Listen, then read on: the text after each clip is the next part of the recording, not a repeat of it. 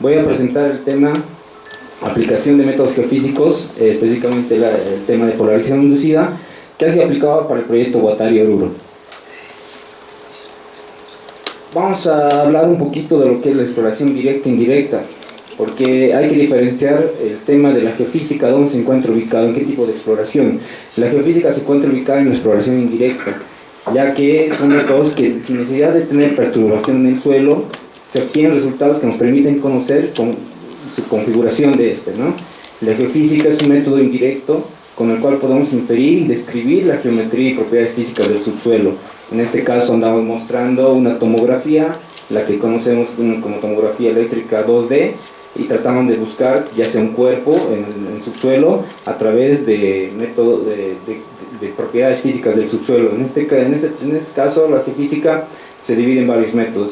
Él se distingue de una exploración directa, ya sea, no sé, haciendo perforaciones, diamantina o haciendo calicatas. Entonces aquí se necesita un poco más de tiempo, mayor costo, ¿no? Entonces una manera de distinguir esto es que la geofísica se encuentre en la exploración indirecta. Dentro de los métodos geofísicos se encuentra la geofísica geoeléctrica.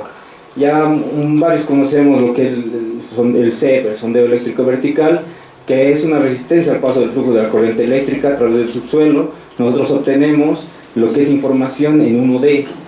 Y este sondeo eléctrico vertical prácticamente ha evolucionado, se puede decir, a través de la tomografía eléctrica 2D.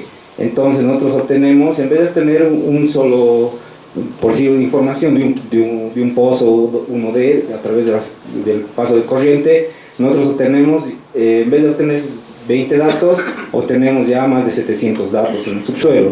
Entonces esto nos permite tener dos tipos de propiedades, tanto la resistividad como la cargabilidad. Ambos se distinguen al paso de la corriente eléctrica. Uno es la retención de carga con el IP, y otro es el paso de corriente, de la resistencia al paso de corriente eléctrica, lo que llamamos resistividad 2D. Entonces los dos van conjunto prácticamente, como tomografía eléctrica se llama, ¿no? Nosotros en el Sergemín contamos con este equipo que se la ve en el Terrameter LS2, que hace este tipo de trabajos, tanto como resistividad como polarización inducida. Un poco para ingresar a lo que es la polarización inducida. ¿Qué es? La polarización inducida, IP por sus siglas en inglés, es una técnica geofísica que se utiliza para estudiar la distribución de cargas eléctricas en el subsuelo. Permite detectar la capacidad de las rocas y materiales en el subsuelo para almacenar y liberar cargas eléctricas cuando se mete una corriente eléctrica. Entonces lo que nosotros hacemos es inducir esta corriente eléctrica y que los materiales que se puedan cargar obtienen esa propiedad, y nosotros obtenemos esos datos, ¿no? Entonces lo que la IP o la polarización inducida se basa en el fenómeno de que algunas rocas y minerales pueden acumular cargas eléctricas, polarizarse se llama. Entonces cuando se aplica una corriente eléctrica, esta polarización se manifiesta como una diferencia de potencial temporal que se registra después de que la corriente se interrumpe. Es decir, a través del tiempo nosotros inducimos corriente eléctrica, apagamos esa corriente eléctrica y los materiales los que se pueden cargar se acumulan, ¿no?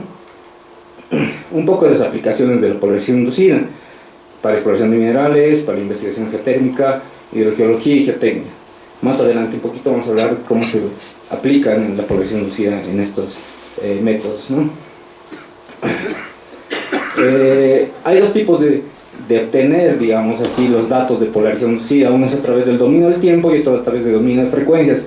En este caso nuestro equipo, por así decirlo, obtiene valores a través del dominio del tiempo.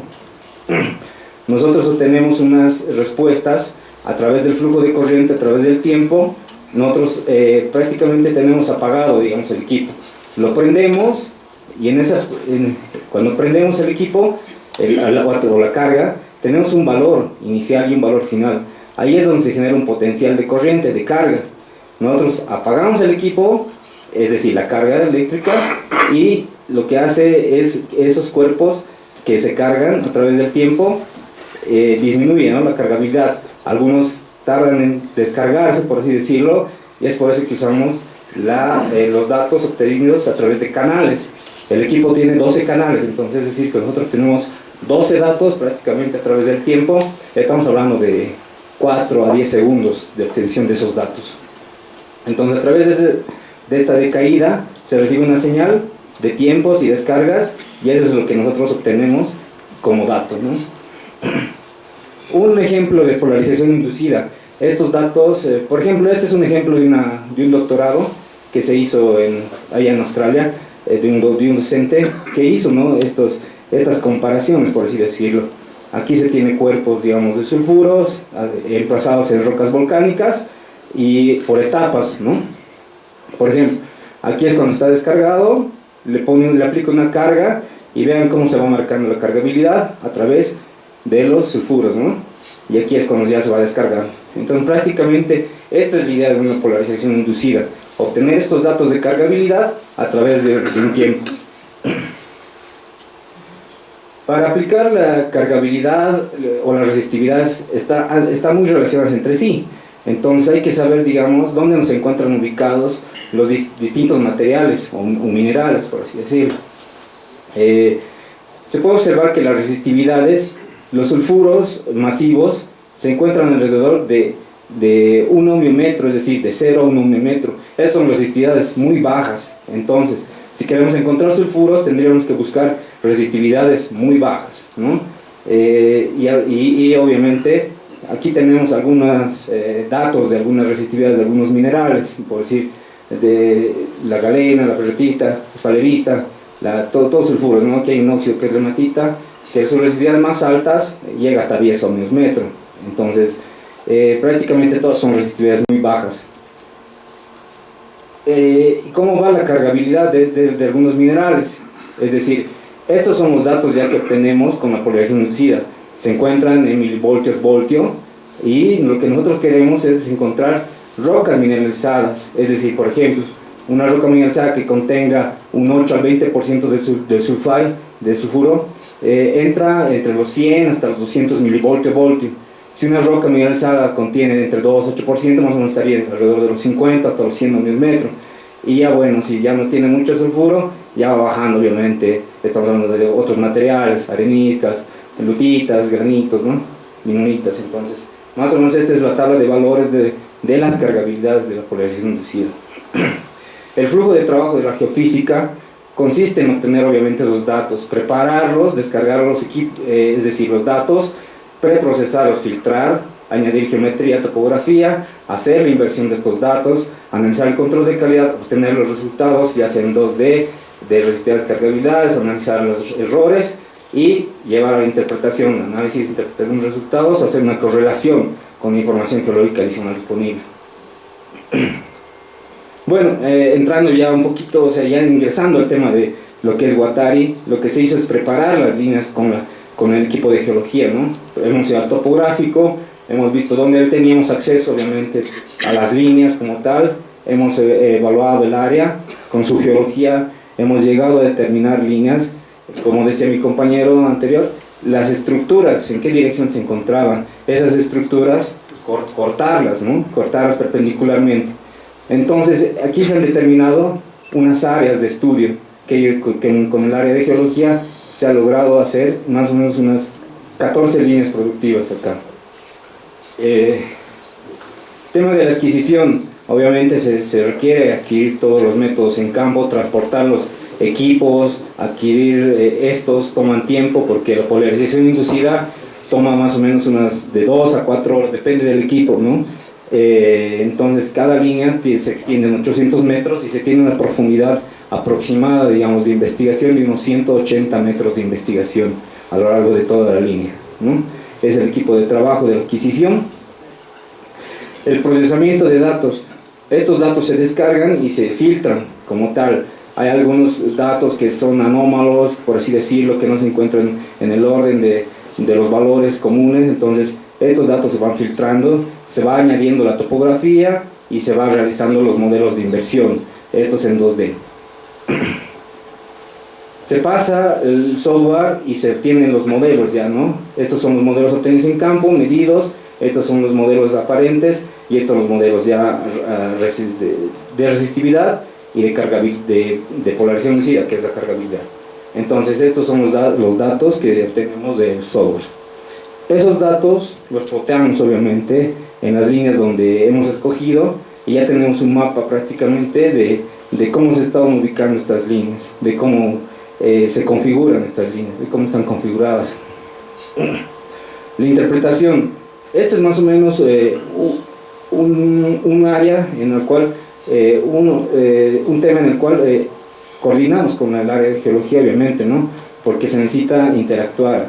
Entonces nosotros con su mapa geológico podemos determinar fallas, estructuras en los perfiles de resistividad, y en los perfiles de cargabilidad, como les decía, hay respuestas anómalas, ¿no? De alta cargabilidad.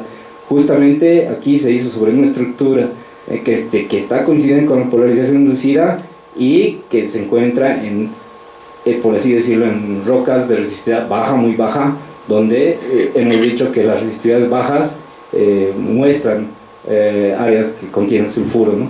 Hay algunas zonas anómalas más donde pueden ser vetas, diseminados, más pequeñas, ¿no? Entonces se realiza la interpretación con el área de geología y se obtienen datos, es decir, resultados finales que se pueden decir a qué profundidad se encuentran estas anomalías, determinar si se puede o no se puede perforar, en qué dirección. Fíjense las direcciones preferenciales, de decir cómo se podría cortar tal vez la perforación, ¿no? Y a qué profundidad se encuentra, y en qué electrodo y en qué coordenada, obviamente. Estos son datos interesantes, por ejemplo, las líneas de topografía, ¿no? Cómo se va cortando los materiales. En este caso, por aquí pasaba una falla, una estructura que se puede observar claramente en el perfil de tomografía de resistividad. Y en el área de cargabilidad, en profundidad se obtienen estos valores anómalos. Claro que hay valores también medios que pueden ser interesantes, eso habría que ver ya con la parte de geoquímica, no lo he visto muy bien yo, pero el proyecto seguro que sí lo vio, ¿no? Obviamente se obtienen estos datos, se los plotea el mapa, donde están ubicados en las áreas y donde ellos han decidido hacer con el área de geofísica los perfiles. Entonces se va usando todos estos datos, se van ploteando en los mapas. La interpretación de datos, ya en la interpretación de datos en los sectores se obtenieron, ¿no?, resultados, es decir, en este caso anomalías por sectores. Ya se obtenieron anomalías o se denominaron anomalías A, B, C, D en los diferentes sectores de Guattari como tal. Entonces esto obviamente se corroboró con la geología de mapeo que ellos hicieron en campo, y ellos obtuvieron seguro las muestras y los análisis, ¿no? Lo que yo quiero resaltar aquí es, fíjense cómo las estructuras van, ¿no? Y los perfiles van cortando esas estructuras. Se han escogido las estructuras muy bien, es decir, las líneas, se han escogido muy bien las direcciones de las líneas con el equipo de geología, porque se va mostrando cómo los diferentes materiales pasan por las diferentes estructuras. Este es, por ejemplo, un sector. Este es el mapa de resistividad y su respectivo mapa de cargabilidad. Este es otro sector que es denominado Condoriquiña, su mapa de resistividad y cargabilidad. Y así se ve otro sector, ¿no?, con las diferentes anomalías. Entonces estos son los resultados que ha entregado el área de geofísica al proyecto, y obviamente con ellos se ha descrito y se ha interpretado estos datos. Entonces lo que se quiere llegar es a esto, ¿no?, a un modelo 3D. Este modelo 3D, lo que se necesita para hacer este modelo 3D, se necesita varias líneas de toma de datos. Entonces se necesita obviamente muchos datos para hacerlos. Para eso se necesita que las líneas se encuentren paralelas entre sí, que se encuentren en una, por así decirlo, en un espaciamiento para tener alta resolución. Entonces aquí ya podemos hacer una visualización 3D en base a la información disponible, estimaciones volumétricas, se puede hacer monitoreos en el tiempo. Entonces lo interesante de mostrar esto es para que se vea, ¿no?, cómo se puede aplicar la geofísica a los diferentes proyectos y tratar de consensuar, digamos, que las líneas, dar énfasis a ciertos lugares, tal vez a ciertas áreas, para llegar a estos modelos que se necesitan, como les digo, bastante información para sacar estos modelos. Entonces no es hacer una línea y sacar este modelo, digamos, ¿no? No se puede así. Entonces se tendría que hacer unas 10 líneas, 20 líneas, o sea, mientras más información, mucho mejores resultados, ¿no? Tendríamos estos mapas. Aquí muestra un poquito el modelo con isovalores, es decir, los valores de un mismo dato, dónde podrían estar emplazados. Es una visualización y obviamente mejora la interpretación, ¿no? Porque es muy visual, es en 3D, se ve en la topografía y bueno, se va mostrando. En este caso es el 3D de una resistividad. Como les digo, los datos de resistividad y polarización inducida se toman al mismo tiempo, entonces no es que hay que hacer dos diferentes levantamientos. En un levantamiento se toma la resistividad y en el mismo también se obtienen los datos de polarización inducida. Bueno, eso es lo que respecto al proyecto Guattari. Las aplicaciones también de la polarización inducida. La polarización inducida se puede aplicar en medio ambiente a través de localización de almacenamiento de residuos, determinación de plumas de contaminación de acuíferos y suelos, contaminantes agrícolas, agua de minas, detección de fuga, fluidos, embalses. ¿Por qué la polarización inducida detecta esto, ¿no? Porque obviamente, digamos que nosotros tenemos un fluido que tenemos una pluma de contaminación, un acuífero. Entonces, esas sales, digamos, o esos metales pesados que se van descargando a través del tiempo, la polarización inducida los detecta.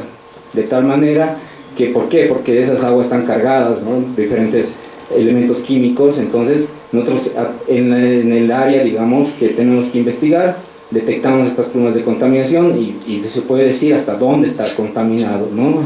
En este caso se hacen líneas perpendiculares, digamos, a la pluma y podemos determinar aquí todavía hay, aquí todavía, y bueno, aquí ya no encontramos nada, entonces la pluma está contaminada hasta acá, ¿no? Hay una contaminación.